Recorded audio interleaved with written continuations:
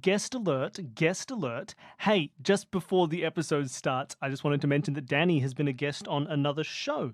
She has appeared on a recent episode of Block Blunders, which is a show that my brother Pat has started with his friend Barry. It's a fantastic show. They are both hilarious. And the premise of the show is that either one of them or a guest, in this case, Danny, tries to narrate and describe the plot of a movie that they've never seen. And they've only tried to figure out that plot through sort of cultural osmosis and a cast list. It's a great show. It's very fun. And Danny's episode is brilliant. So I've put a link to it in the show notes. Go and check it out. And if you enjoy it, go and listen to the rest of the show. But if you want more Danny in your life, that's where you can get it. All right, on to the post show. Bye. Enjoy podcast This Escape.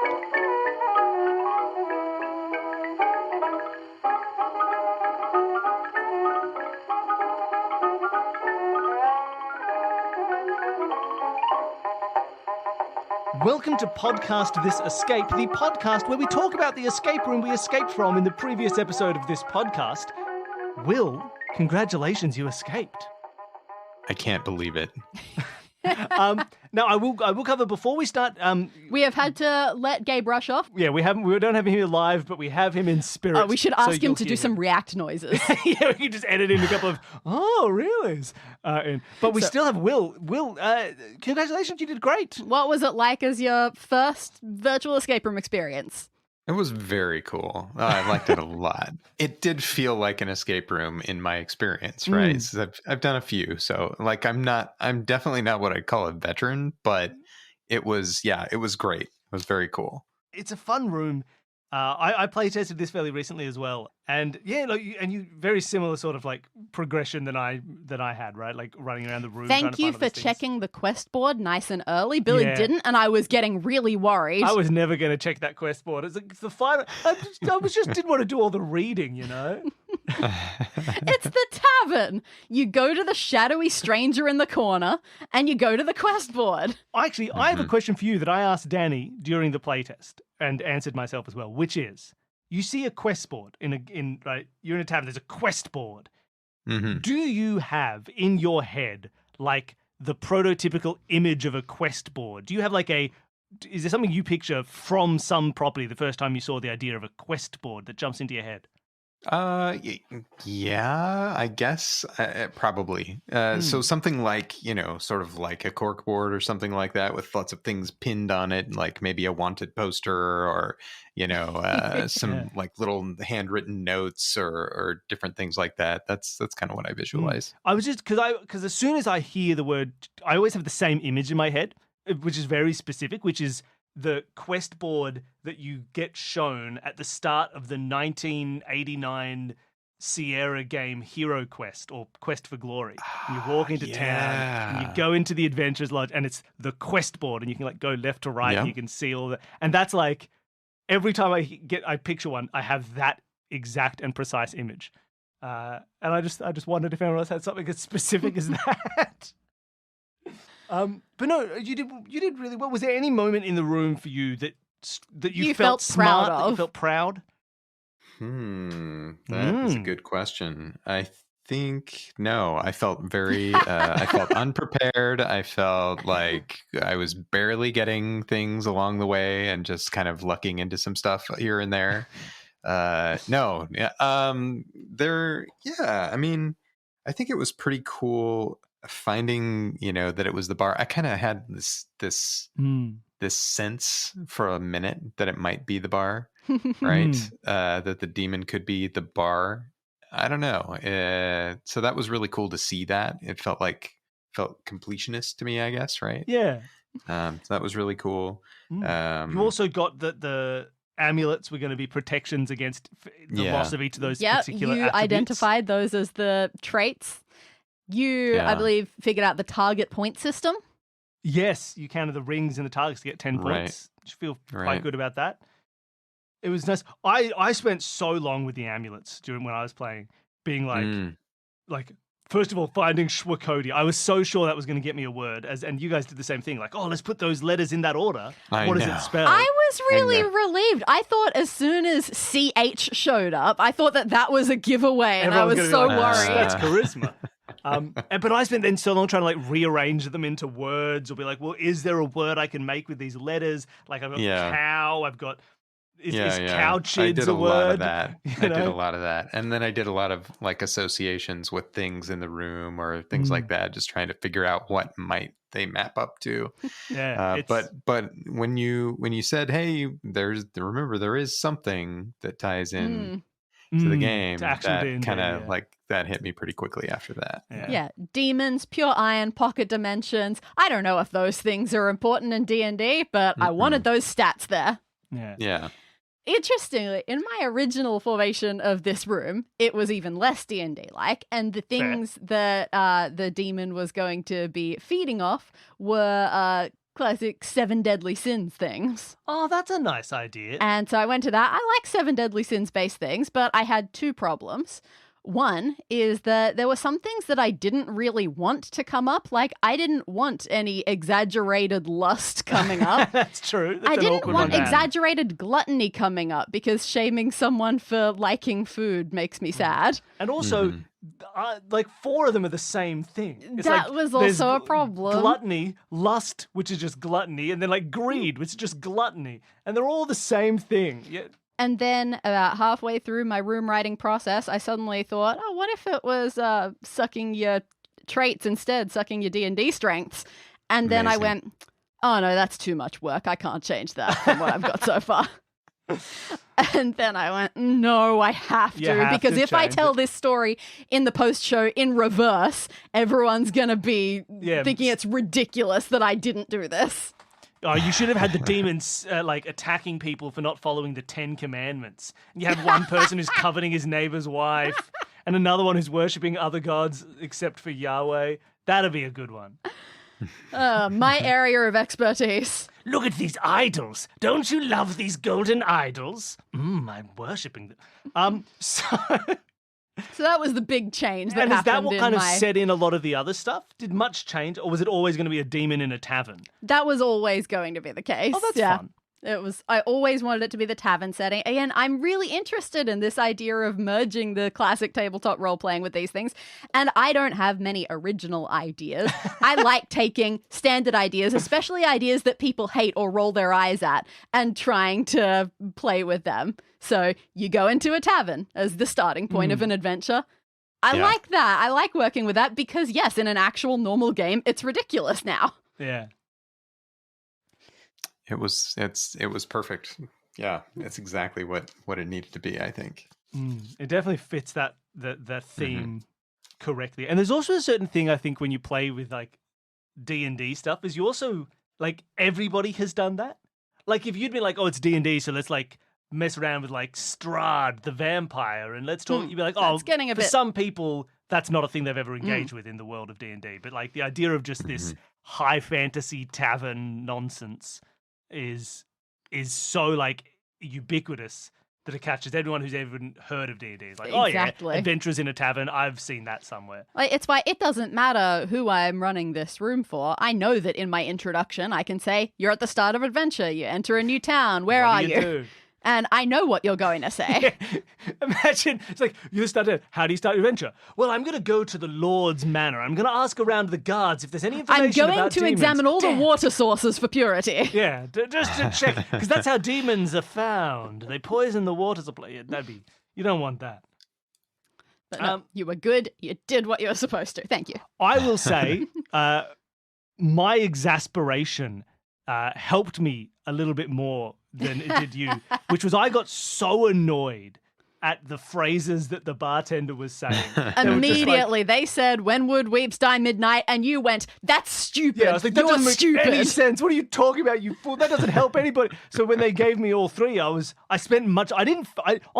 it didn't help me solve it any faster than you, but I spent more time being like, what drink that's salty doesn't even rhyme with worry wanderer. It rhymes with safe but faulty. Oh, well, nothing to do. And then walked away. And so like when you realized they were wrong, the two of you very quickly were like, oh, so probably drink that's salty, safe but faulty. When would wait for worry wanderer? I realized they were wrong from the first second, and I still didn't solve it till 45 minutes in. So you did it. Gabe was all over that part. He had that once we figured out they were wrong. He like put them right together. Yeah, it worked out very well. I was the thing that you also found very quickly as a team, which might have been Gabe as well. Oh, no, was it you? The white chalk 1 and the O to make 10 also was kind of a representative of the target. I thought that was Gabe too. Yeah, he caught that very quickly, which was nice. In some ways, maybe almost too quickly, because like for me, I had seen this and I read, oh, that's because I hadn't looked at the target yet, and I went, okay, that's 10 ppw to W, and I was so sure of that fact that it was 10, it was pp, and I went, oh, maybe like points per weapon to win. That could be a thing. You did get that immediately. I got that. I just said it, but the chalk outline stuff I only got later. I went, oh, cool. So now I know it's this target thing. But you found it so early that you started to discount that part of it at all. You're like, well, that's just a picture of a target. So the real message is just ppw to W. And that's like, that becomes then almost impossible to work out. 10 ppw is much more obvious, I think, than just ppw, which could stand for anything. Yeah, you put a number right. and it's like parts per million or miles per hour. You know, it fits that theme a bit more. This is one of those rooms that if other people download this and run it for their friends, it will make me nervous to hear about it because of how GM led it has to be. As soon as there are lots of NPCs in a room, lots of options in that way, it makes me nervous for me running it, of how many things I can yes and how many things I have to shut down because they could lead you to astray. That's also true. Already there was, I feel like, because, you know, you wanted to start to talk to people and actually engage with the NPCs. How much could you hear the different levels of panic in my delivery of a question that I had clearly prepared for and one that I hadn't?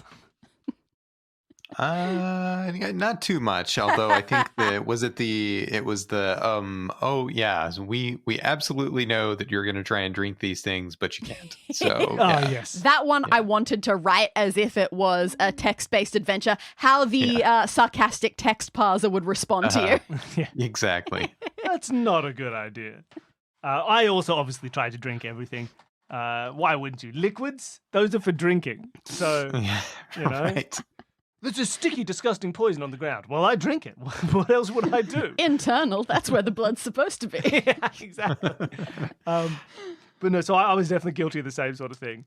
But I think, you know, that's a fun thing to do.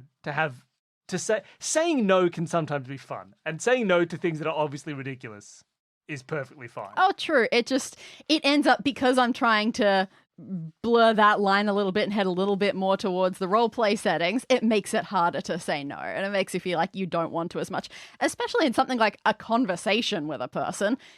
There are a few ways, I'm sure all of us anxiety-ridden people know how you can definitely get a conversation wrong, but ideally in a roleplay, you can't get a conversation wrong. You can just get a different conversation. But yeah, it's tricky. So again, the biggest things about the idea of could you do this in your standard D&D game? And the biggest problem would be the need to say no or they will break it. Because you can break it right away. You can take an axe and chop everything. Done. Demon might wake up and attack you. But okay, that's just a different encounter. Right? You know, but you still wouldn't then do the escape room. And that is the big problem. You can always destroy in your tabletop roleplay games. And even then, right near the end, there's a little bit of like that creeping in of, well, there is a pragmatic solution to this puzzle, which is just attack everybody. Get them all lined up. Be like, you got to take it. It's to find a demon. You know, and I cut all their hands off and move on. In my head, this demon has been asleep the entire time. But wake it up by swinging iron around. Bloodshed, if you start attacking its victims, then it might suddenly pay attention. Yeah. And even that's the sort of stuff that like you want to tell someone in the context of a puzzle, but it can sometimes feel that's not appropriate to say to a D&D group, to be like, oh, also here's some knowledge that you have of this. Like, no, exactly. Like, you know, trying to find the balance is difficult. I have not found it yet. I'm still searching. Yeah, and I think like because Will, you were talking a little bit in either maybe it was I think you may have not made the episode. It was while we had to take a quick break. But you're working on a system now called Vi, which is sort of a Arthurian questing for a sacred sword. And you were talking about like you sort of work in escape roomy puzzle stuff into that by How? Do you want to say that again now that it's actually on air? Sure, yeah. So Vi, the Ensis Trials is a game I've been working on with Emily Earhart, which is a really, really neat idea. But it's what you said, right? So every player is a wise and powerful person of some sort. Like maybe they're a wizard or a time lord or, something. And they are from 22 different dimensions. There are 22 dimensions. And then there's this, it's funny because there's like a pocket dimension where they all know about and they can get to when they need, when there's a call to go and find the sword. And the sword is here in this pocket dimension. We call it the in-between. And there are trials that you have to go through in order to reach the sword. And each one of these trials is in some way sort of like an escape room in that you're going to go through a door. The door is going to vanish. And in order to leave this place where you're undergoing the trial, you have to complete whatever's necessary in order for another door to appear for you to leave. Or you can give up something very deep and personal to at least one of the characters that's with you. So there is a way around it.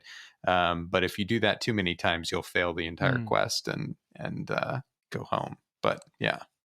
And it's interesting because like that gets around some of the issues that like when a human being does an escape room, it is this feeling of like I have to accept that I'm going into a place where somebody else has created a test for me, and I'm going to engage with that and do it in a respectful way, right? Because you can always break an escape room, you can pick the locks, you can kick the door down, you can hit the fire escape button, and they always let you out. Hey, you've escaped, right?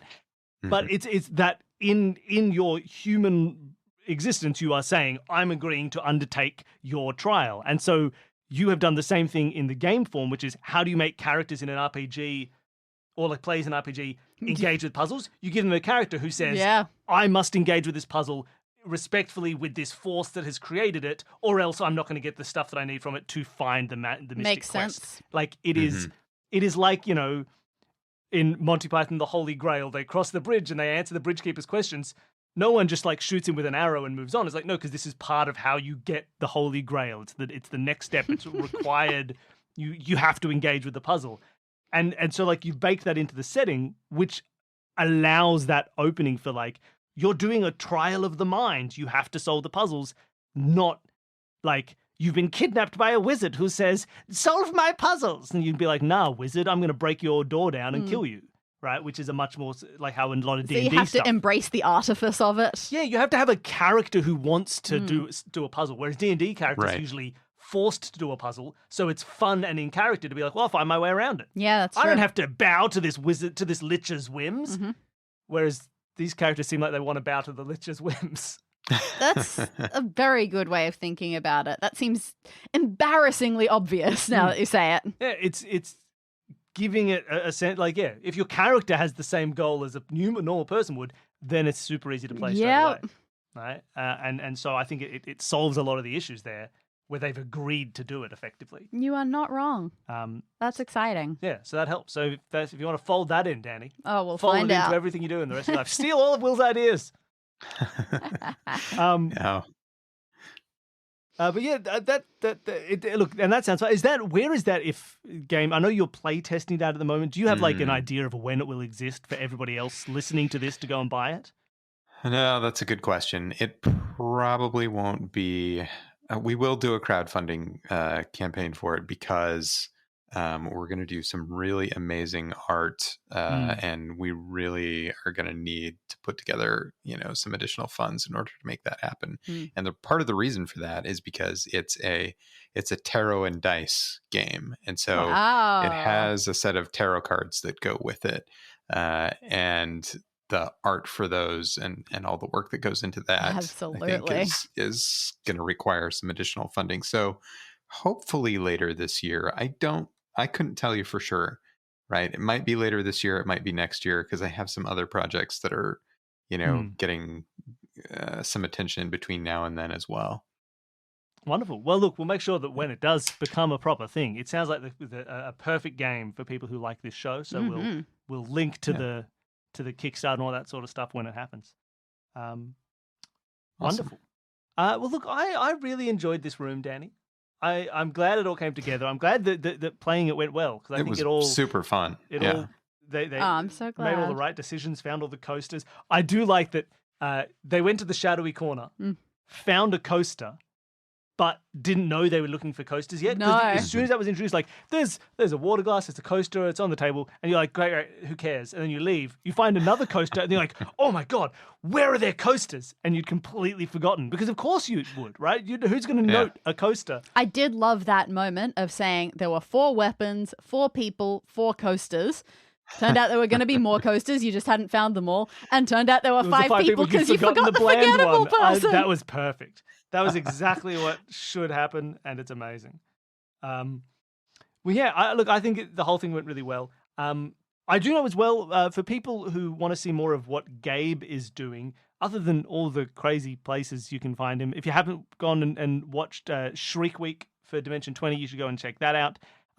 But he's also got a book coming out in like a couple of weeks, which I'm going to ask him to talk about, and I'm going to put it in right here. Oh, thanks, Gabe. See? Go and buy that book. Unless he didn't do what I asked, in which case you just heard some blank space that I'll keep in because it's funny. But we'll put links to the book anyway. There'll be links anyway. Well, look, thank you. Well, thank you to Gabe for coming on, but he's not here. That's fine. Thank you to Will for playing our fun room. I hope you had a fun time. Absolute blast. Thanks again for inviting me. Wonderful. And look, aside from the future prospects of Vi, is there anything else that people should check out that you do? Is there anywhere you want to send people? Yeah, I mean, if you're interested in the RPGs that we've been putting together, and we do a pretty wide variety of stuff, and it's going to grow a lot over the next year, you can always go to adepticarus.com. That's sort of that's the place, and that's where our game Arium lives. You can find it there and a little more information about it. There are some actual plays you can find on YouTube and various places. You can learn more about it that way. Is a great way to do it. I think it's on some podcasts too. Yeah. But it's a world building and RPG game. Yeah, and look, if you haven't seen it already, I'll also link to where Will, me, M, who you'll know from the episode The Wreck a little while ago, PG, was that the whole cast? And and we had Drac. B Zelda as well. And Drac. And then it was great fun. We played a whole run of Arium where there was textile, god, magic, and we were that one. That was such a cool world. Seemed to travel through time to different. It was amazing. It was so much fun. I heard weird stories when you came out of those. I was a small, almost spherical, little old, genderless person in 50 sweaters. It was great. So go and check all that out. There's a link to that as well. And if you if you want to see how the system plays and how the world is created, you can check that out. It's really fun.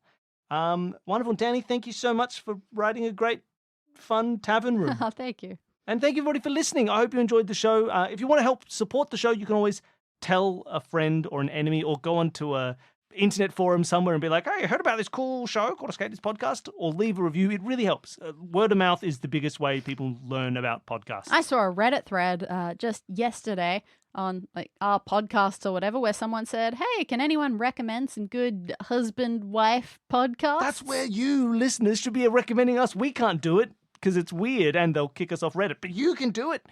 So that's a great way to help support the show. Otherwise, you can sign up for the Patreon. There's rewards for anybody who signs up. Anyone at any level can appear as an NPC in one of our rooms. Had a good stretch of them. This one, thank you so much. Abra Brisbane, Jesse Bolger, Marshy the 14th, Quiet Snow, Michael Tarver, and The Shadowy Corner. Yeah, the fact that we had a Shadowy Corner and a Patreon donor called Shadowy Corner was very helpful.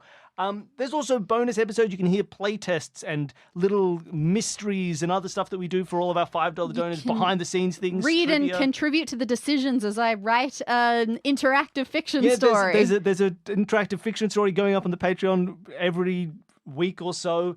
There's Meant to be every week. Every week or so is accurate, as I forget. Vlogs for $10 donors. There's a $20 trivia tier. Our $50 donors can playtest our rooms and our murder mysteries and all that other fun stuff. So it's a great place to be and a great way to support the show and to support everybody else, right? If you pay for this show, you're helping everybody else get free content because you allow us to keep making it. And it's kind of how all art should be made. So it's a good way to help support the show. Thank you, everybody, for listening. You're all cool, every one of you, except you. You're fine. What are you even doing up there? Why? What do you listen to our show? No, you're all cool. Thank you, everybody, for listening. Thank you. Goodbye.